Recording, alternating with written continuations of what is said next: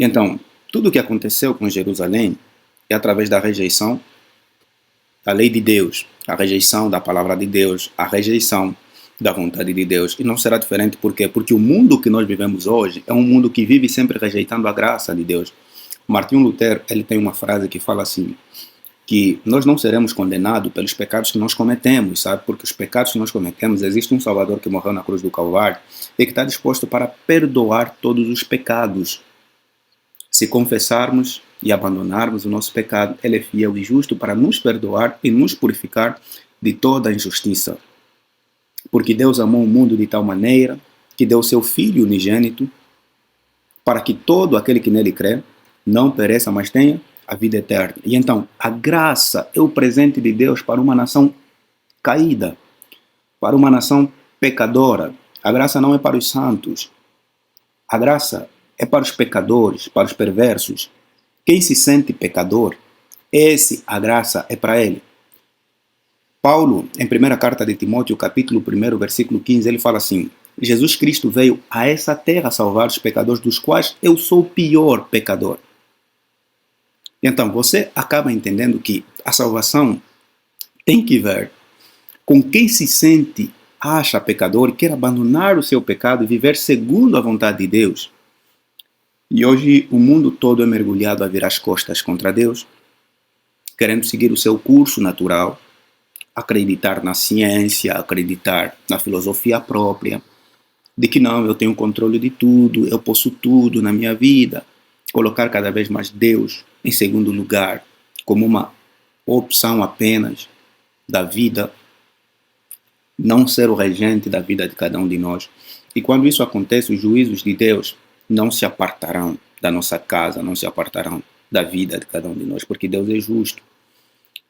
Ele colocará justa todas as coisas, né? Quantas pessoas nós matamos espiritualmente através das palavras que saem da nossa boca? Quantas vezes nós salvamos as pessoas de um precipício, de um buraco por onde elas se encontram, através de uma palavra que a gente proferiu? Por vezes não é o nosso dinheiro que ajuda uma pessoa. Por vezes não é a nossa própria presença. Por vezes são as palavras que a gente profere para alguém. Está em pecado, não condene, não critique-o. Aproxime com amor. Faça-lhe observar que além da transgressão existe um perdão. A gente coloca sempre uma sentença, um juízo, antes de mostrar um perdão. Jesus não é assim, irmãos. E esse é o caráter que nós devemos imitá-lo. De mostrar a graça para as outras pessoas, apelar sobre o pecado e o perigo do pecado, mas não condenar o pecador. Essa é a grande diferença que existe. Quando nós condenamos o pecador, nós nos colocamos no lugar do acusador. E quem é o acusador? Satanás. A mulher foi pega em adultério, os caras chegam, pegam a mulher e levam até Jesus, com a intenção de ela ser já completamente apedrejada sem ser ouvida. E a grande questão, a grande pergunta desse texto ali, tá bom, mulher não adultera sozinha. Eu nunca vi mulher adulterar sozinha. Mulher adultera porque também teve um adúltero ali. E então, se teve um adúltero ali, por que só trazem diante da presença de Jesus a mulher e deixam o outro adúltero do outro lado? Sabe, irmãos, o coração humano é sempre assim, agir com imparcialidade. Segundo alguns estudos, dizem que aquela pessoa poderia ser alguém importante no sinédrio, no templo, na sociedade judaica, e que não poderia ser exposta porque traria grande escândalo para a comunidade judaica, né? Injustiça diante de uma situação que deveria ser agida por forma justa. Segundo a lei de Moisés, a mulher poderia ser apedrejada. Segundo a lei de Moisés, a mulher tem que ser apedrejada? Tá bom. Jesus, ele baixa e ele vai escrevendo no chão, apontando os erros, os pecados de cada pessoa que ali estava. E cada um, quando estava observando que Jesus estava escrevendo no chão, nós não sabemos, e graças a Deus nós não precisamos, e um ATT, que eu queria passar para vocês, irmãos. O facto de nós não sabermos o que Jesus estava escrevendo e deduzirmos que Jesus estava escrevendo alguma coisa que se relaciona aos seus atos errados das pessoas que estavam ali acusando aquela mulher, nos dá a entender isso claramente e evidentemente no texto. Por quê? Porque o texto menciona que a consciência de cada um deles estava sendo o quê? Acusada mediante as coisas que Jesus estava escrevendo. O que significa, o que Jesus estava escrevendo no chão era dizer completamente o quão perverso eles são, e pior ainda se calhar do que aquela mulher que estava ali sendo crucificada, prestes a ser apedrejada. Vocês conseguem observar a noção disso, irmãos? Quando a própria Bíblia fala que não julgueis para não ser julgados, e quando você encontrar alguém em delito pecaminoso, não critique-o nem o condene. Faça simplesmente o quê? Leve-o diante da presença de Deus em oração. Ajude-o diante da situação que o mesmo se encontra. Existem 3 vezes que Jesus escreve, ao longo da Bíblia. Vamos lá fazer um exercício. Qual é a primeira vez que Jesus escreve na Bíblia? Quem é bom de Bíblia aqui? Vai ganhar bombom. Olha lá, quem é o primeiro? Qual é a primeira vez que Jesus escreve? Não entendi. Existem 3 episódios que Deus escreve, Na Bíblia só existe 3 vezes isto que Deus escreve. E eu queria que os irmãos me dissessem, qual é o primeiro episódio onde Deus escreve na Bíblia. Opa, tá tendo uma disputa, não entendi nada. Os 10 mandamentos. No Sinai, os 10 mandamentos, Deus escreve. Mas aonde? Onde Deus escreve? Daniel capítulo 5, Deus escreve. E depois, em João capítulo 8, por onde tem o relato da mulher adúltera, E eu queria deixar isso... E o prêmio? Oi? O prêmio. Calma aí. Devagar. E então, irmãos, o que acontece? Peguem essa chave. Levam isso. Isso é aula de teologia. Já ninguém vai ensinar mais isso no púlpito, talvez. Dessas 3 vezes que Deus escreve, está diretamente implicado a juízo. Quando Deus escreve no Sinai, o povo estava fazendo o que enquanto Moisés estava conversando com Deus? Adorando bezerro de ouro. Adorando bezerro de ouro. O povo estava em pecado, desobedecendo a Deus. Enquanto Moisés estava lá. Quando foi escrito na parede, Mene Mene Tekel Uprazim, em aramaico, uma expressão que significa foste pesado na balança do Senhor e achado em falta. Pesado foi o teu reino dividido entre os medos e os persas. O que Belsazar estava fazendo com os seus companheiros? Bebendo, banquete, irmão. No banquete e utilizando os utensílios do templo. Do templo, os utensílios sagrados que Nabucodonosor levou no ano 605 para a Babilônia. E depois na mulher adúltera. É um episódio totalmente diferente em relação aos 2 primeiros. Alguém conseguiu notar? Alguém conseguiu notar? Tá bom, deixa eu falar aí. Os 2 primeiros episódios em que Deus escreve são situações completamente extremas. Situações completamente extremas. No primeiro episódio, você consegue observar, Moisés se coloca em oposição a Deus, aparentemente. Quando fala em oposição a Deus, é que Moisés ele se coloca como intercessor. Ele fala, tá bom, Senhor, se você destruir esse povo, então risca o meu nome. Uma atitude de intercessão, o que significa que Moisés estava defendendo a causa do povo perante Deus, rogando para graça de Deus mediante o povo. Senhor, você me levanta para poder tirar esse povo. Essa é uma atitude que nós precisamos ter diante de uma situação quando alguém está em pecado. Apresentar a causa diante de Deus, não condenando e criticando. Agora, se vocês observarem Daniel capítulo 5, o mesmo acontece. Só que já não havia mais chance para Belsazar. Por quê? Porque Belsazar conscientemente foi-lhe avisado o que estava fazendo. E pelo contrário, como é escatológico também, é o que poderia acontecer, o que vai acontecer nos dias finais, quando Daniel entra diante da presença dele. Daniel fala: tu sabias, eu contei para você, expliquei para você.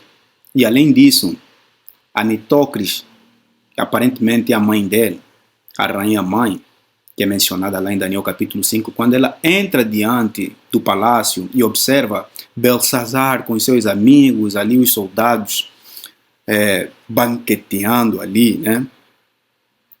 Ela observa a situação e ela não concorda. E quando vem o juízo de Deus, a escrita de Deus trazer o juízo para a Babilônia, daí ele fica trêmulo e ele convoca, até quem sugere mesmo é a rainha mãe, né, a Nitocris, convoca Daniel para entrar diante da presença. E se vocês analisarem o contexto histórico, né, Mervyn Marx, ele comenta que, Jacques Ducan também comenta em seu livro Daniel, que naquele preciso momento Daniel estava afastado do governo da Babilônia. E por que ele estava afastado? Segundo os historiadores, eles relatam que Belsazar já estava passado, né? Porque quem era o rei não era Belsazar, era o seu pai, Nabonido, e Belsazar era simplesmente corregente ao governo da Babilônia, né? E sabe, quando no governo tem alguém diferente, que pensa diferente, o que acontece? A tendência é afastar, né? Isso acontece também dentro do ministério pastoral, não só como nas empresas ali. Quando você vê que alguém é assim bem reto, você dá sempre aquela ideia, vamos tentar fazer assim, ele fala, não, aqui tem que ser assim. Então, você acham como chato, né? As pessoas acham como chato, então querem tirar, querem colocar de lado. E é isso que aconteceu com Daniel. Daniel, com 85 anos, na época, ele foi afastado das suas funções através da fidelidade, através de ser um homem correto, um homem sincero, um homem tranquilo, um homem calmo. Porque houve uma mudança quando Nabucodonosor morre no capítulo 4. Depois de morrer vem o seu filho Nabonido. Nabonido vai para uma guerra em Sipar, por onde lá ele é derrotado e ele depois se ausenta e Belsazar, o seu filho, acaba tomando conta do governo da Babilônia. Então você tem ali um profeta que apela, porque Daniel não ficou tomando sorvete e açaí lá na Babilônia, Daniel não ficou lá tomando um sol na praia, não. Daniel, ele apelou para Nabucodonosor, ele apelou para Nabonido, possivelmente, e eu acredito que ao crescer Belsazar, porque Belsazar era muito miúdo, muito criança perante Daniel, o profeta provavelmente ensinava, falava sobre o que aconteceu no passado. E ele sabia conscientemente, foi-lhe alertado. E Daniel, ele se coloca na posição de advertir a situação, mas não tinha como, porque aquilo era profecia e tinha que se cumprir. Se não fosse Belsazar, qualquer um poderia cair lá diante do cumprimento da profecia. Mas para terminar, esse dado ali é muita informação. Com a mulher adúltera, você observa o quê? Jesus intervém diante da situação, enquanto aquelas pessoas que trazem a mulher diante da presença de Jesus poderiam dizer assim, tá bom, foi encontrado e tal, mas o cara que estava com ela também pecou, então tem que trazer os dois, agir de forma justa diante da situação, não de forma parcial, tem que ser de forma imparcial, trazer a luz clara. E Jesus simplesmente diz, olha, eu não te condeno, mulher, vá. Cadê os teus acusadores? Ela olha e vê que já não tinha acusador ali perante, porque Deus já expôs o erro de cada um deles e eles viram que não estavam em condições de poder acusar a mulher. E Jesus fala, mulher, vai, eu também nem tão pouco te condeno. Então, o que acontece? Nós não temos que criticar e condenar as pessoas. Pelo contrário, nós temos que interceder por elas, advertir dos seus pecados. Porque o que vem pela frente, queridos irmãos, o que nos espera, oh, meu irmão, o que nos espera na frente, são coisas terríveis, terríveis. E de maneira escatológica, os que se colocaram em oposição contra a vontade de Deus, assim como Belsazar, assim conforme Israel e assim conforme aquele grupo de pessoas que levaram a mulher diante da presença de Jesus para ser apedrejada, Cristo, nossa justiça, se levantará para poder colocar juízo às injustiças, às acusações destas pessoas. Mas ai daqueles que com coração rígidos, que nem Belsazar, que nem o povo de Israel, que nem o grupo de judeus que levaram a mulher, insistentemente continuarem nos seus erros, acharem que não tem erro algum, não tem pecado algum, que são justos, estes que se alinharão à besta, aí deles. O outro subtítulo, Deus é justo, bem como misericordioso também. Então, na cruz de Jesus, nós observamos ali a justiça e a misericórdia se beijarem. A glória de Deus é ser misericordioso, cheio de clemência, benignidade, bondade e verdade. Mas a justiça, manifestada em punir o pecador, é tão verdadeira a glória do Senhor como a manifestação da sua misericórdia. Então, não existe uma desproporcionalidade entre a justiça e a misericórdia. Pai ama seu filho, mas quando o filho erra, não passa a mão. Se você passa a mão, você não está sendo justo, você está sendo injusto. Você está tratando as coisas movido simplesmente pelas emoções e não pela razão. Então, Deus ele age pela razão, mas também ele é emocional. Ele é amoroso, ele é benigno, ele é bondoso. Mas tudo isso não inibe a sua justiça. É por isso que muitos precisarão ser exterminados. Por quê? Por causa do próprio amor de Deus. Sabe, irmãos? Porque amor não tem que ver com suportar tudo e aceitar tudo. Imagina você casa com alguém. É normal, né? Essa pessoa ficar colocando mal no seu rosto. É normal essa pessoa arrancar o seu cabelo. É normal essa pessoa ficar te trancando dentro de casa, tratar como se você fosse uma presa. É normal tratar assim? Porque te ama. Então, o amor, a bondade, a justiça de Deus é tão, mas tão elevada que ele não suporta qualquer ato de impiedade, qualquer ato de injustiça. Manuscrito Religious, volume 10, na página 240, Ellen White ela fala assim: o Senhor Deus de Israel executará juízos sobre os deuses deste mundo, como aconteceu com os deuses do Egito. Com fogo, inundações, pragas e terremotos, ele despojará o mundo. Então seu povo redimido exaltar-lhe-á o nome, tornando glorioso na terra. Os que estão vivendo na última parte da história terrestre não se tornarão versados nas lições de Deus?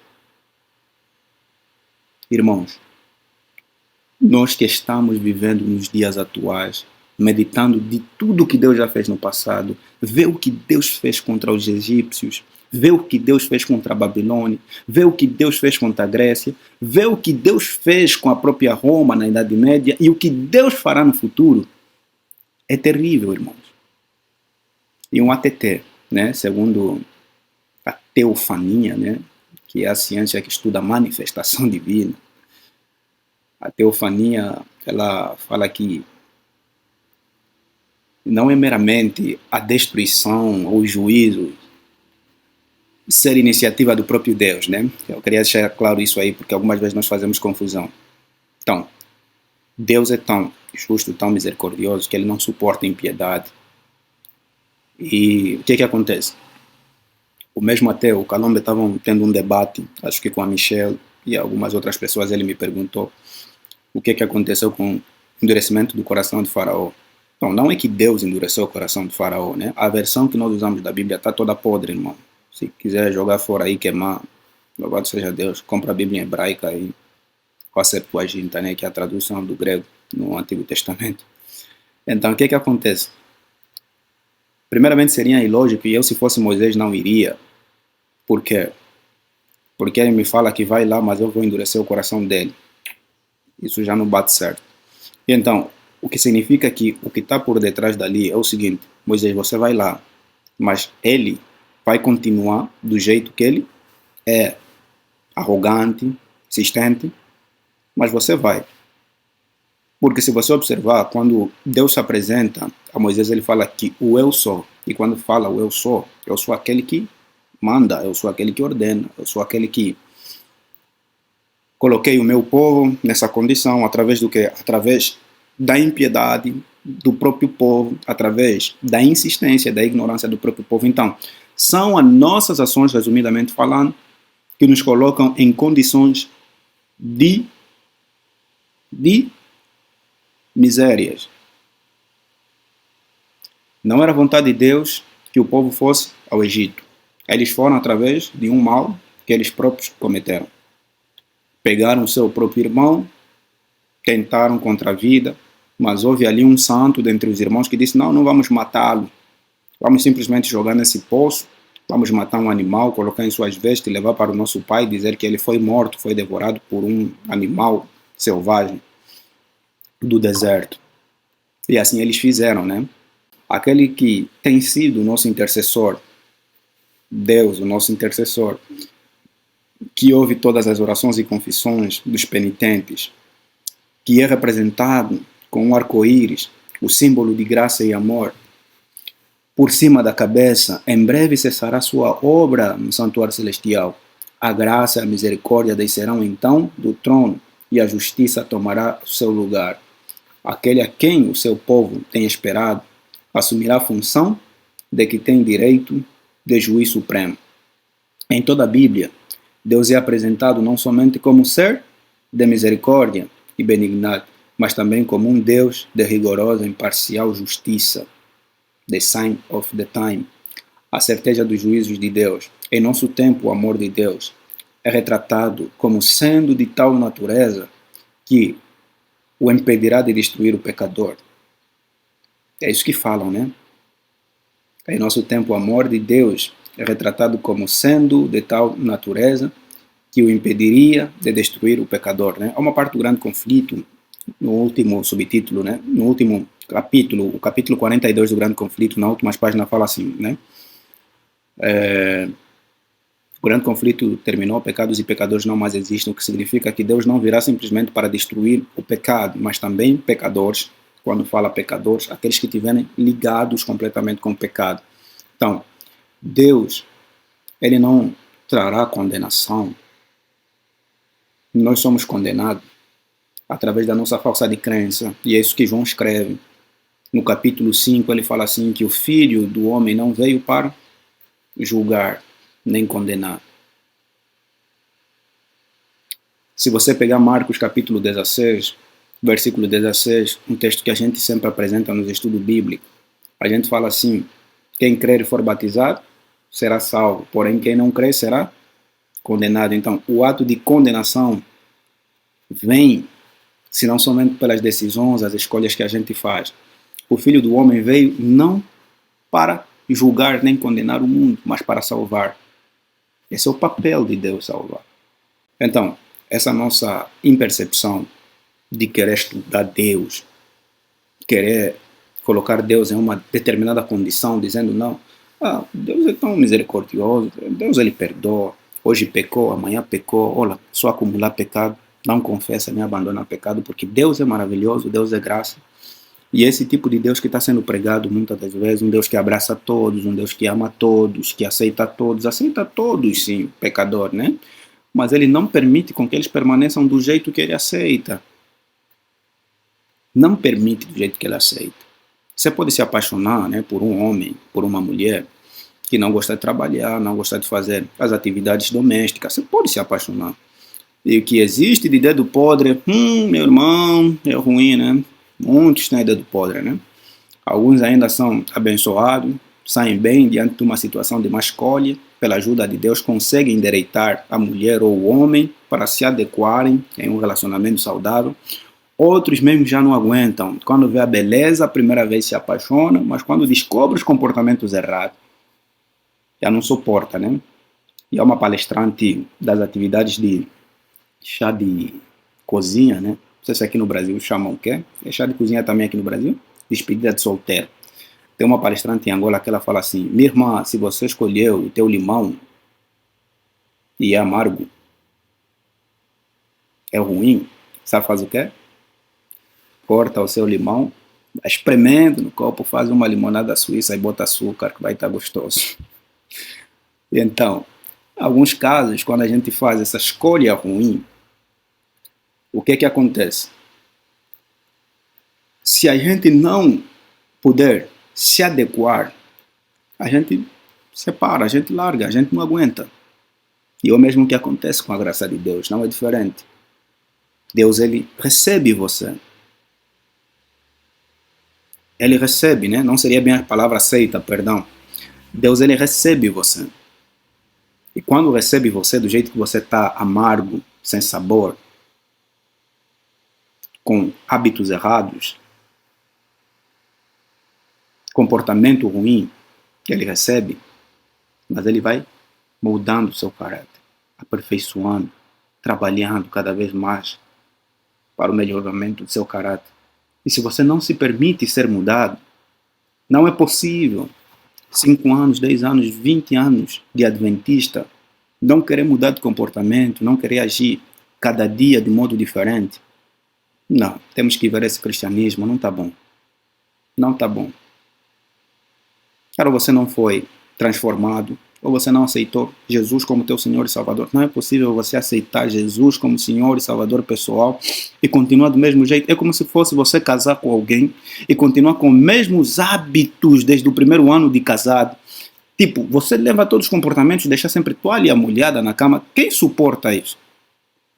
Irmãos, vamos ainda trabalhar em contextos mais conhecidos diante de nossos olhos. Quem suporta isso? Casou com alguém, tomou banho, pegou a toalha, jogou na cama, toalha molhada. Eu não gosto, por isso que eu estou mencionando isso. Come, louça, deixa em qualquer lugar, e ele continua assim, diz que eu já sou assim, você tem que me suportar. É qual mulher, qual homem, qual marido que aceita isso? E então, a maneira como nós observamos os nossos relacionamentos humanos, queremos transferir para Deus. Não, ele vai me suportar, ele vai aguentar. Não, se ele me criou, se ele é meu Deus, e até a gente usa a expressão, se ele me aceitou, então tem que me aguentar. Não é isso, irmãos. A paciência tem limite. Sabe, irmãos? A paciência tem limite. E a paciência de Deus está chegando no seu limite. Deus, ele não quer que a gente continue do jeito que a gente está, sabe? Eu acho que nesses últimos estudos eu vou ser um pouquinho mais sensível, porque, irmãos, me dói tanto falar desses assuntos, porque a nossa fé está tão frágil, a nossa fé está muito de aparência, sabe? A gente, em muitos casos, está confundindo Deus. A gente está a pensar que Deus é nosso amigo, que qualquer tipo de coisa, qualquer tipo de brincadeira, temos que fazer com ele. A gente não está entendendo que Deus é o Criador do universo. É o legislador de todas as coisas. A quem nós devemos reverenciar? Nos prostrarmos de joelho. Você sabe o que vai acontecer no final, irmãos? Após dos gemidos saírem dos céus, por onde ficarão durante 1000 anos e virem em direção com a terra santa, que será estabelecida aqui nesse mundo, mas já destruído pelo fogo, transformado, purificado, Satanás, ele reconhecerá Jesus Cristo, irmãos. Satanás, ele sabe, ele tem consciência disso. Eu compartilhei com os irmãos recentemente, quando estávamos falando sobre a história da redenção. Satanás, ele sabe que Jesus é o Rei da Glória. Satanás, ele sabe, ele já entendeu que no nome de Jesus todo joelho precisa se dobrar. E é por isso que ele vai fazer isso no final de tudo. Ele vai se curvar de joelho diante da presença do Todo-Poderoso. Ele vai falar as palavras verdadeiramente. Tu és o Deus, Criador de todas as coisas. Ele vai admitir Jesus Cristo como Rei Todo-Poderoso, o Criador de todas as coisas.